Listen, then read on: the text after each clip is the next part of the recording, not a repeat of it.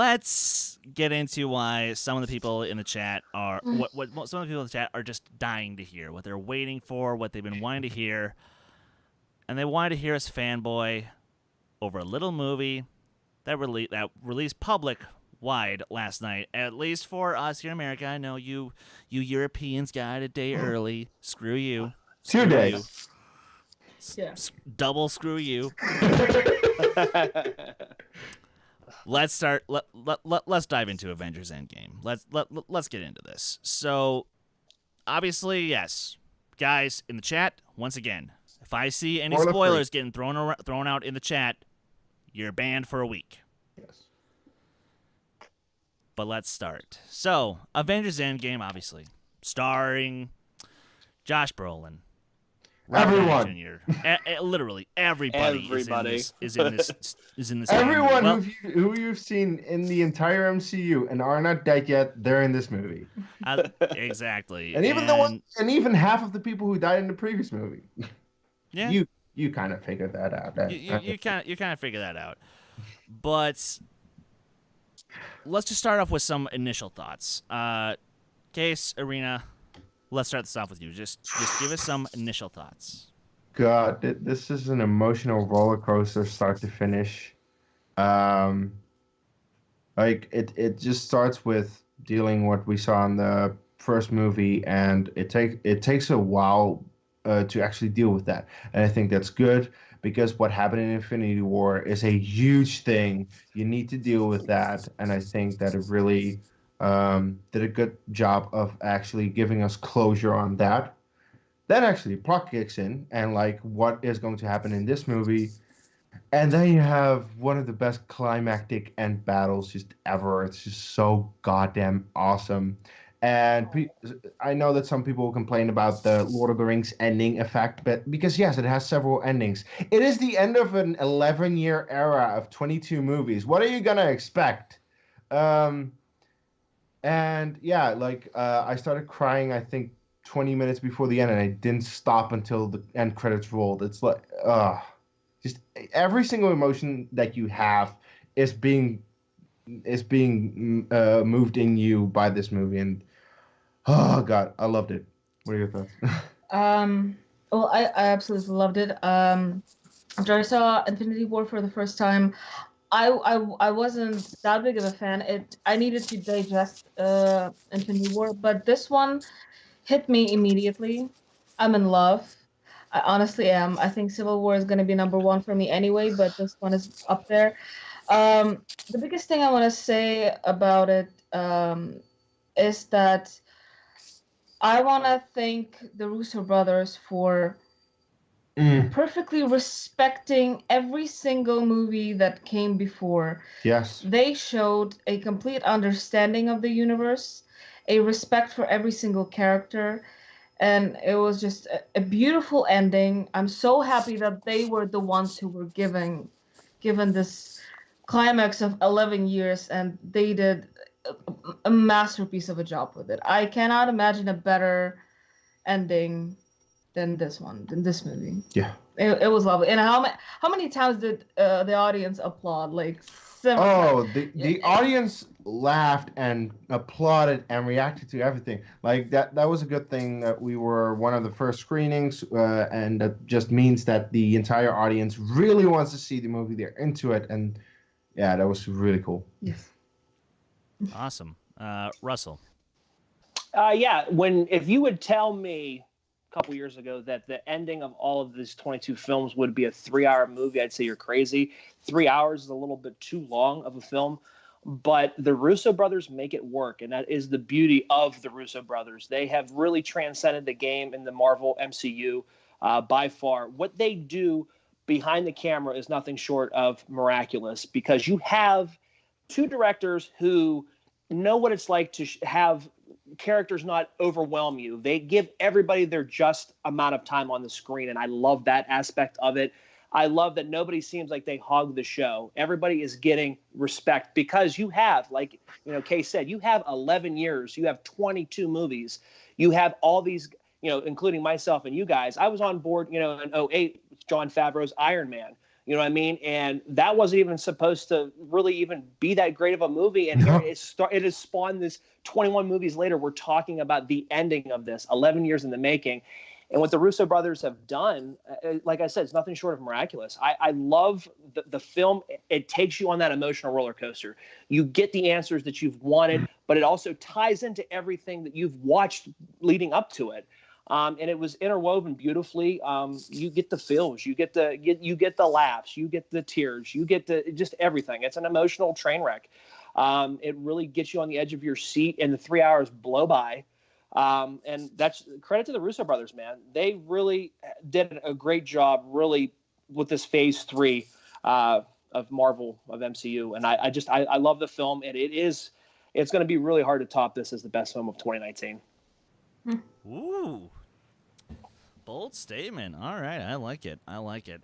Now, as far as saying it's the best film of 2019, like, I'm gonna need to see it at least a couple more times because How to Train Your Dragon 3 completely wrecked my world. So it's gonna be a while before somebody can completely top that. But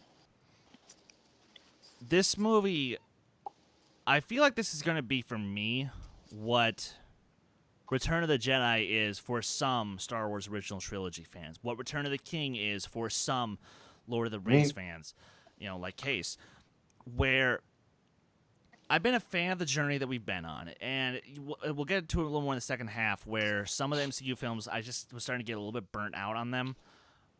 But this was the movie that I had a smile on my face the entire time I was watching it, because I'd say that there was a minimum 5 different times where I was genuinely shocked by the directions that this movie navigates.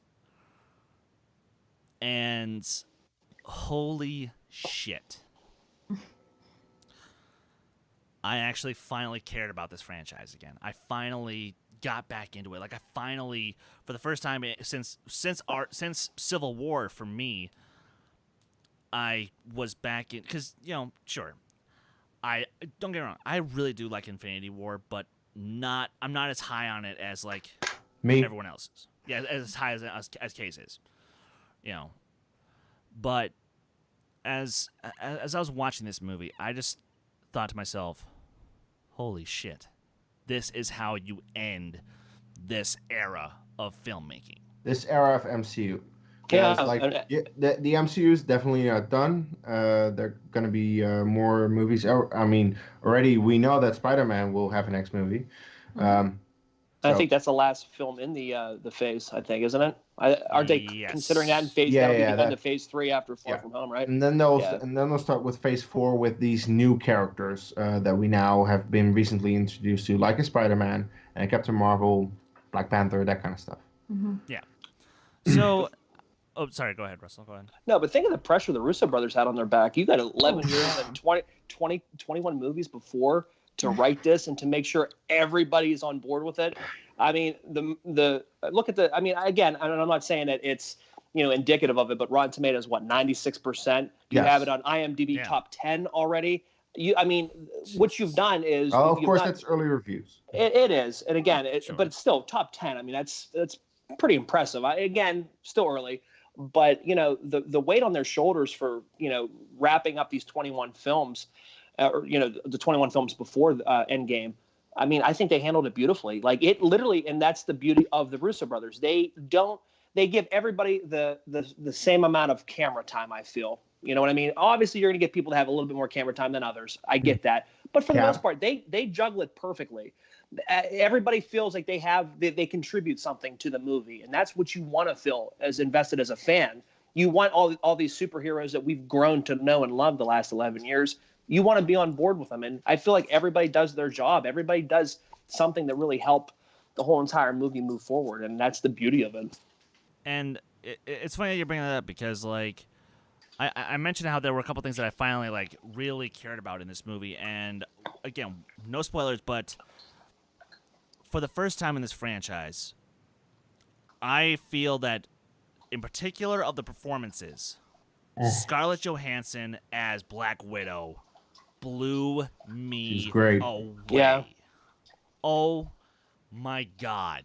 Like, It's this like, was well, the scar, yeah. Joe, that I saw in films like Match Point, Lost in Yep. Translation. Mm. This is Yep. a career-defining performance for her.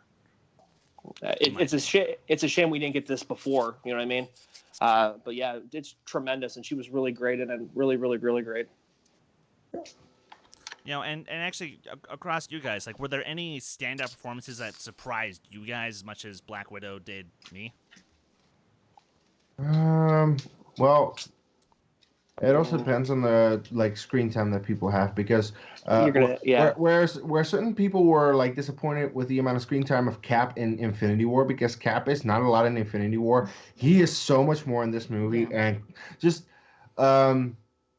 Chris and I have said it before. The only reason that we like Cap is that's 90% Chris Evans' performance as Cap. Chris Evans as Cap is just so great.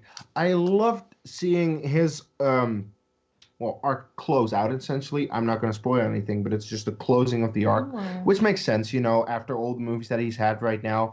And just his performance in this movie, it's so powerful. He has some of the best moments, really, that I'm like, he was great.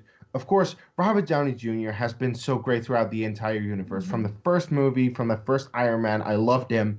And how that also closes out in this movie, it's like, oh, it's just so great. So just hats off to them for being in this universe for as long as they have been, and for still giving their all in this movie. That really the standout performances for me. I'd say I never cared for Clint, Hawkeye. Well, he's not Hawkeye in this movie, but we saw that from trailers. It's not a spoiler. But finally, I was like, yeah, Jeremy Renner. cool, nice. I think it's the change of character that they made, and yeah, there wasn't a single person in the movie that I was like, go away. No, everyone was on point. Everyone did their job. Paul Rudd as Ant-Man. Just realized.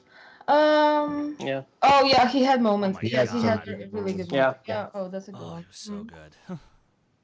Yeah. Like I don't like Ant-Man or Ant-Man and the Wasp, but in Civil War and here, that's the You like him more as a side that's the character. Ant-Man that I want to see. Yeah, than the lead character. So yes. I would say RDJ. Obviously, I hate to be generic, but RDJ.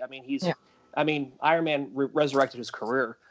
He's a Hollywood, he's a Hollywood name now, more because of what he obviously in 2008. Obviously, it's so nice to see him, that resurgence of his career, and just how he embodies Tony Stark. Just really love everything he puts his heart and soul into that character. You can tell. Chris Hemsworth really does a great job again off of Thor Ragnarok. Man. Yes. Hemsworth is a standout in this film for his comedy, and not to take anything away from Mark Ruffalo. I think Mark Ruffalo again is always finding different ways as the Hulk. I love what he has done with the Hulk. I was Team Edward Norton obviously before, because I love the Incredible Hulk. I think that's a very underrated film. We'll talk about that, I'm sure, later. But to me, it's one of those things where Ruffalo really came in, and I think he has really earned the role of Bruce Banner. I like. There was a couple good scenes with Rhodey that I really liked too. Again, it's the Russo brothers giving everybody a little bit of you remember moments, and I think that's the beauty of the film. But the main four Avengers obviously are the ones that steal the show, but not to say that everybody else, what they've done in a film is not short of terrific either, because they made the whole MCU great, man, and everybody in the film, it just works. I just realized another. Karen Gillan as Nebula. Oh my God. There we go. Yeah, I thought about her, but I'm like, yeah. I thought she was good. She does Yeah, what absolutely. she did. I don't know. It was nice to see more of her, though. Yeah, absolutely. Yeah, and that's the thing. Like, it was part of the reason that this movie works as great as it does, in my opinion, is the fact that the characters that really haven't really had a chance to truly shine in the previous films. And again, we'll get more to that in the second half of the show. But a lot of those characters really were just given center stage for a good solid 5 to 10 minutes apiece. And the thing is, even though this movie's 3 hours long, I don't care, because every single moment counts. Yeah. Absolutely. And sure, could you nitpick certain scenes be removed, and would it make a difference? Not necessarily, Well, but let's talk a little bit of negatives then. yeah, well, yeah, but let's get in case I'm actually gonna throw this to you in just a second here. Yeah. Because like one of the things that I actually really found fascinating was the first act is a little bit slower. It is a little bit more slowly paced. Yeah. And as someone who felt like that was and like I wanted that. B, the story needed it. And C, I understand if maybe we were used to the fast pace of Infinity War, and maybe that didn't necessarily work for everybody. For me, though, it was perfect. Yes. But yeah, I agree. Case, we were talking about this off camera before we before we started. Mm-hmm. Talk a little bit about that. Yeah, the thing is, with Infinity War, that is a 2.5 hour movie that to me flies by in an hour and a half, really. Like that's the feeling I have. It flies by so quickly, and every single time I see it, I think it flies by. It's a extremely well-paced movie where I don't really notice that it just goes by so quickly. With Endgame, the 3 hours, I didn't really notice the time either. Like it didn't, like I wasn't like sitting in the theater like, oh, I need to pee or anything, need to eat. No, I was well prepared for that. But I did have a couple of moments where I'm like, maybe you could have cut this and this, and I don't think I would have minded that much. Now, to be fair, the scenes that I'm talking about, I already talked about with you and with you and with Chris, that I'm like, okay, I can see why they put it in there, and I can see why in the end it does matter. But in my personal opinion, there are just a couple of scenes that I think are not the best and are just a little bit too long. I like just a couple of scenes that you can include but not have drag out as long. A couple of those scenes just feel dragged out, and that's where my only real criticism comes from, where I think it's just a little too slow. And on the other hand, that might just be because of the fact that I want to get to the end already, and I am very used to that fast pace of the other movies, especially Infinity War, because that's something that Endgame does differently compared to other MCU movies. Usually MCU movies are fast-paced, funny, good, lots of action. Endgame is not like that. Endgame will actually wait a while to actually give you some action, which is needed, and I get that. I'm completely okay with it, especially because of the payoff that you get at the end. But maybe that's just the first time watch. That's why I really need to rewatch it as well. It just felt a little slow at sometimes, but really that's not that big of an issue I have. That's all I can say. I do think you just wanted to get there. You just wanted to get to the resolve. Yeah, I think on rewatch you'll have a different view. Mm-hmm. I was gonna say, and Russell, did you have any criticisms as well? Criticism when you say about it, some of it drags. I think a lot of the MCU films in general can suffer from that. There are scenes where it feels like it does take a little bit of time. Infinity War was the same way. There was times where I think it dragged and muddled a little bit before it got to something good. And I think what the Russo brothers did, kind of playing off what you said earlier, Chris, about it started out slow. I think it's because we as an audience needed to digest what we saw from Infinity War. I think the slow pace lets us think and reflect back on what we saw unfold in Infinity War, kind of process that and get slowly strapped in for the ride that was Endgame. And I think that's maybe why the Russo brothers did it that way, because, obviously everything that we saw was obviously more action was going to be in Infinity War. I mean, there was way more action in Infinity War, I feel. Yeah. But I think Endgame is more of the story and more of the more important things to wrap up everything in the whole entire MCU.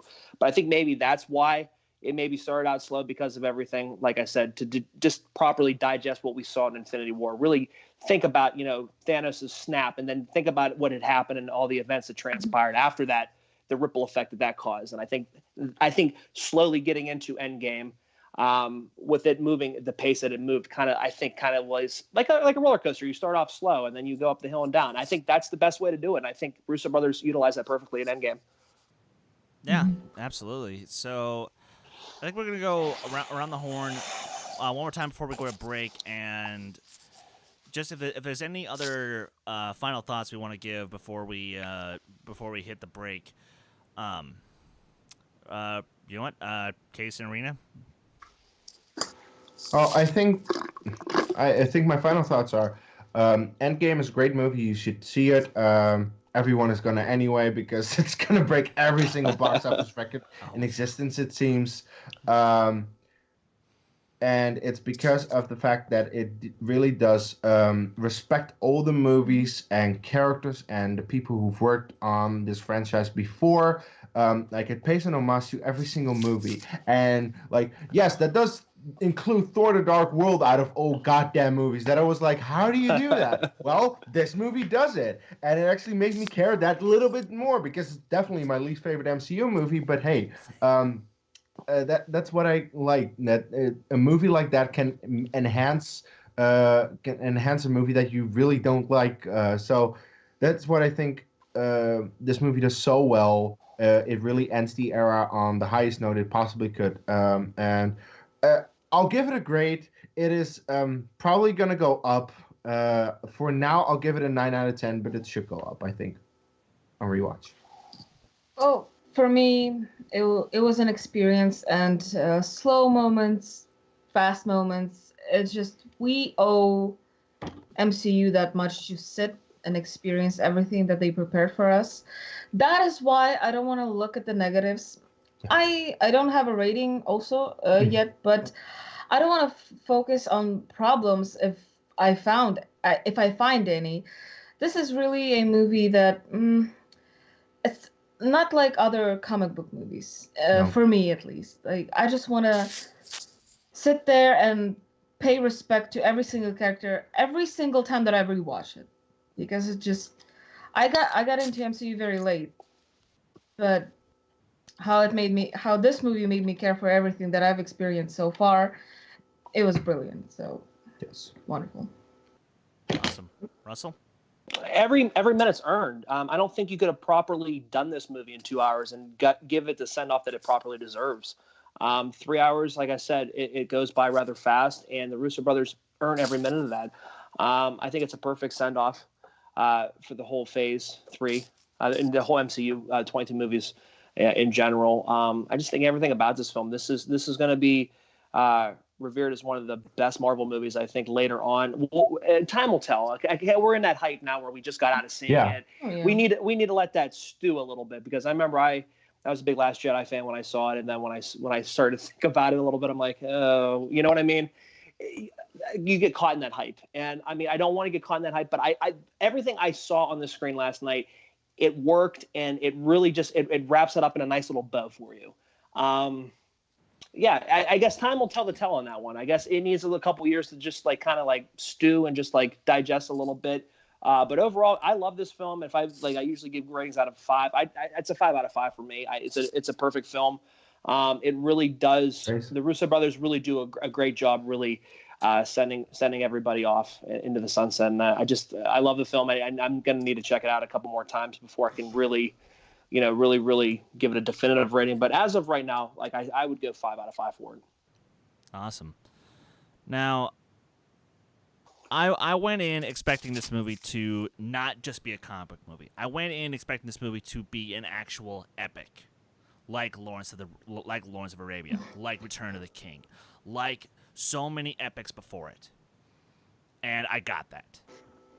And that's why, like, I had the feeling after I see this movie a few more times, this probably will be my favorite MCU movie. This probably will creep its way into my list of my favorite comic book movies of all time. There's a possibility that this movie could work its way into being one of my favorite movies of all time, because this movie rocked my world in ways that I didn't even know it could. But it did. And the Russos need to just pat themselves on the back for the umpteen gajillion dollars this movie is going to fucking make during its theatrical run. And it's going to earn every single penny because it earned every single ounce of my attention. You know, I adore this movie, so guys, please go watch it. Go see it. If you're an MCU fan, you're going to love it. Yeah. I can guarantee it. And if you don't, then fine. Come yell at me on Twitter or something. But until we've had time to let this movie stew, and once it's done making, $3 billion or whatnot, Hashtag dethrone Avatar. there we go. Yeah. Please, Come on, let's please. go. Let's dethrone Avatar finally, guys. Absolutely. But guys,